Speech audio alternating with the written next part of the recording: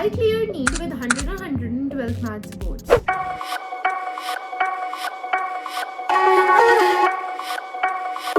So today's video topic is how to manage maths along with NEET. तो मुझे इससे related comments भी आ रहे थे कि हमारा जो PCB है वो तो ठीक चल रहा है बट हमारा जो मैथ्स है वो ठीक से नहीं चल रहा है, तो हम मैथ्स को कैसे मैनेज करें, क्योंकि अगर हमारा PCB निकल गया बट स्टिल अगर हम मैथ्स में फेल हो गए तो उसका भी कोई फ़ायदा है नहीं. At least you should have passing marks.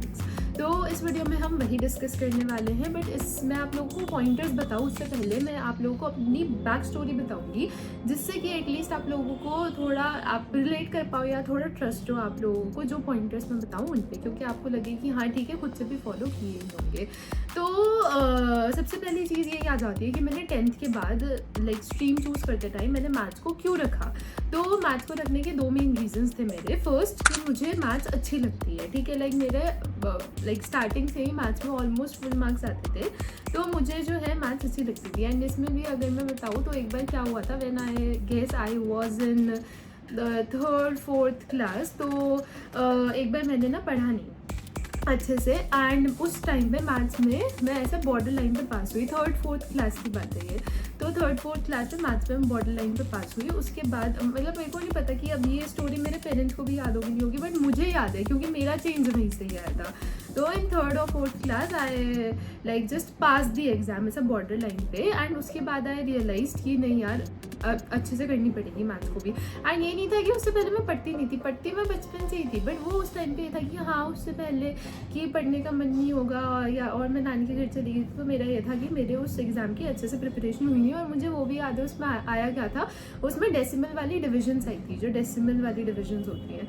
फिर मेरा वो अच्छा नहीं गया, उसमें ऐसा होता था आउट ऑफ 29 वाला पास होता था, मेरे 9 पॉइंट समथिंग आए. तो हो गया. उसके बाद फिर घर आके डांट पड़ी. फिर मैंने सोचा कि नहीं अब तो अच्छे से पढ़ना पड़ेगा. उसके बाद से मेरा मैथ्स में हमेशा स्कोर अच्छा रहा है एंड अच्छा क्या ऑलमोस्ट फुल ही रहा है. लाइक 10th बोर्ड्स में मेरे फुल मार्क्स आए हैं मैथ्स में, इवन 12th बोर्ड्स में, ठीक है. 10th को अगर आप ये भी कंसिडर करो ना कोविड में गया है, स्टिल 12th बोर्ड्स में मेरे मैथ्स में 100 और 100 आए हैं. तो मुझे मैथ्स अच्छी लगती थी. And second main reason is कि अगर आप कोई भी चीज़ कर रहे हो लाइफ में तो हमेशा आपका एक बैकअप प्लान होना ही चाहिए.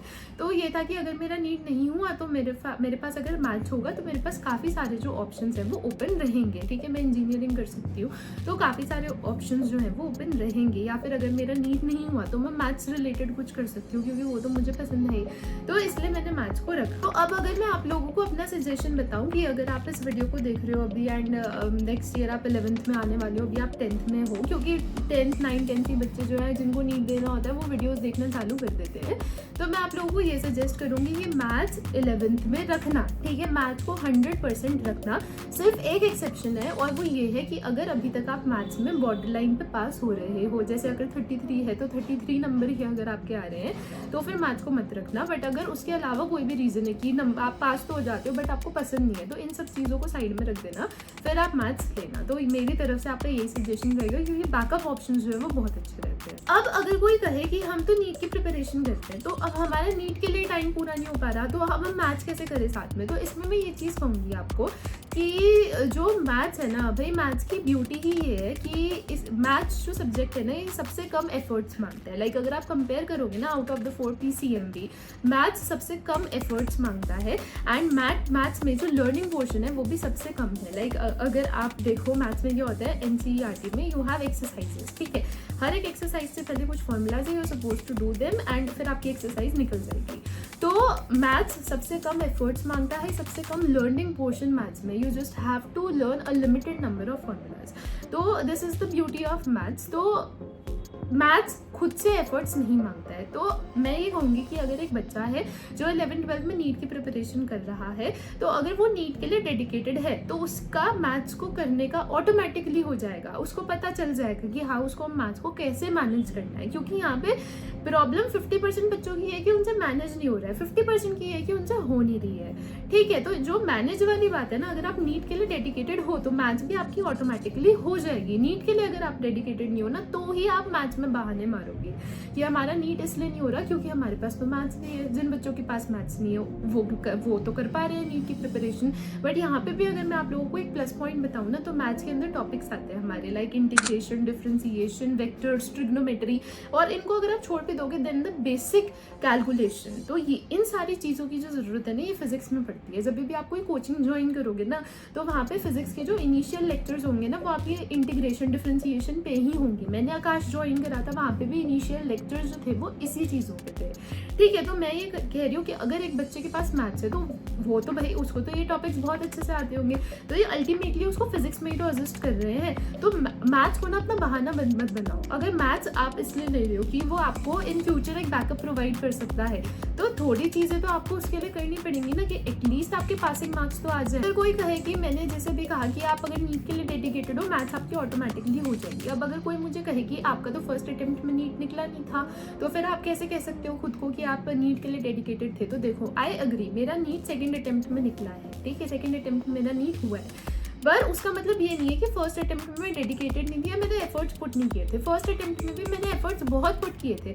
बट मिस्टेक कहाँ पे हुई, the efforts were in the wrong direction, क्योंकि till that point I was unaware कि भाई नीट में आपको एग्जैक्टली चीज़ें करनी क्या है उसको क्रैक करने के लिए। जो मुझे पूरा एल्गोरिथम जैसे यूट्यूब का होता है ना, वो मुझे पूरा नीट का ड्रॉप ईयर में समझ आया।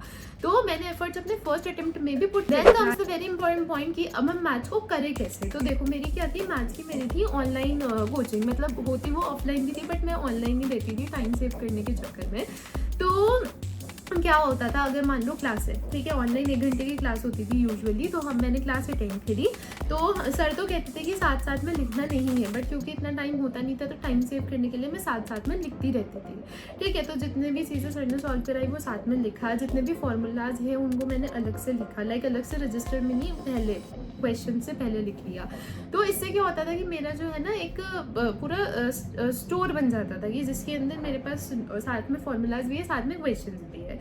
तो इससे क्या है कि फॉर्मूलाज तो मैं कर लूंगी लर्न। अब अगर मैं एक्सरसाइज सॉल्व कर रही हूँ, उसमें मुझे किसी क्वेश्चन में डाउट आ जाए, तो वो भी मेरे पास लिखा हुआ है, क्योंकि गूगल पे पता नहीं क्या सॉल्यूशंस आते हैं मैथ्स के। तो इससे आपका फ़ायदा क्या है कि पहली बात तो नोट्स जब आप लेक्चर देख रहे हो या आप लेक्चर अटेंड कर रहे हो, तब आप साथ साथ में बनाते रहो। फॉर्मूलाज मैथ्स में लिखना बहुत ज़रूरी है, क्योंकि क्या होता है, मैथ्स के अंदर जो NCERT होती है उसमें हर एक एक्सरसाइज से पहले कुछ कॉन्सेप्ट होता है, कुछ फॉर्मूलाज होते हैं। अगर आपने वो कर लिया, आप उस एक्सरसाइज को कर पाओगे। उसके बाद again some formulas and concepts, then next exercise.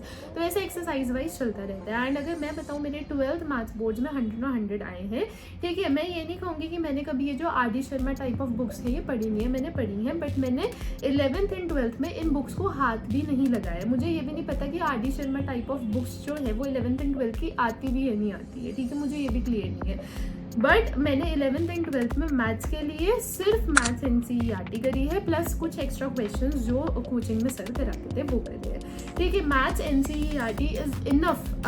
वैसे भी देखो, अगर आप फुल के लिए एम कर रहे हो तो आपकी कोचिंग में जो भी चीज़ें एक्स्ट्रा आपको करा रहे हैं आप वो करो, ठीक है। फिर तो आपको कोई बुक्स भी करनी है अलग से, आप कर सकते हो, ठीक है। बट आई वुड से कि मत करना, क्योंकि भाई मैंने नहीं करी है, मेरे 100 आए हैं, ठीक है। बट अगर आपका गोल सिर्फ ये है कि भैया आपको जस्ट पास होना है, तब तो अपनी NCERT को भाई गोल के पी जाओ, कहते हैं ना, गोल के पी जाओ। उसके अलावा और कुछ करने की ज़रूरत ही नहीं है। और आप देखोगे कि जो आप सिर्फ पास होने के पर्सपेक्टिव से NCERT को पढ़ रहे हो ना मैथ्स की, आप पास से बहुत आगे पहुंच जाओगे अगर आपने NCERT अच्छे से कर ली तो, ठीक है। आप बिलीव नहीं करोगे, बट सच में आप पेपर उठा के देख लो, ठीक है। आप 2023 का मैथ्स का 12th का पेपर उठा के देख लो, आपको कम्प्लीटली NCERT बेस्ड लगेगा।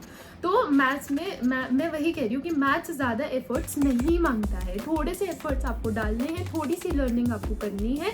मैथ्स में जो आप सोच रहे हो ना, अभी आप किसी तरह पास हो जाओ, आप पास से बहुत आगे पहुँच जाओगे, उससे डबल पहुँच जाओगे।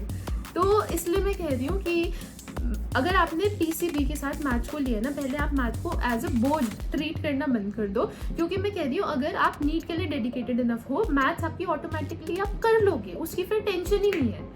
तो आई होप सो कि मैंने इस चीज़ से रिलेटेड तो इस वीडियो के अंदर डाउट्स क्लियर कर दिए हैं आप लोगों के। बट स्टिल अगर आप लोगों के कुछ भी डाउट्स रहते हैं मैथ्स के विद नीट, या फिर इंडिविजुअली अगर मैथ्स के भी कुछ भी डाउट्स हैं बोर्ड से रिलेटेड, तो आप उन दोनों को ही कमेंट कर सकते हो। एंड अगर वीडियो पसंद आई तो वीडियो को लाइक कर दो, चैनल को सब्सक्राइब भी कर दो, दोनों चीज़ें कर दो।